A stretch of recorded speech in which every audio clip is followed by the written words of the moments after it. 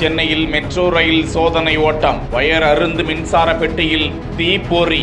சோதனையின் போது வந்த சோதனை.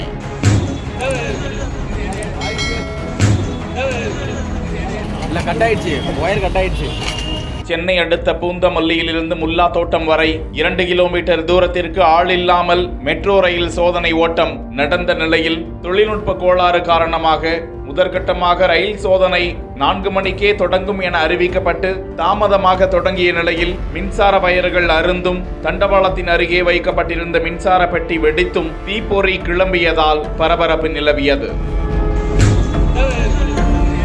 இதையடுத்து மின்சாரம் துண்டிக்கப்பட்டு ஆள் இல்லாத மெட்ரோ ரயில் சேவை ஓட்டம் நிறுத்தப்பட்டுள்ளதாக, விரைவில் அது சீர் செய்யப்பட்டு பாதுகாப்பான முறையில் மீண்டும் சோதனை நடைபெறும் என்றும் தெரிகின்றன.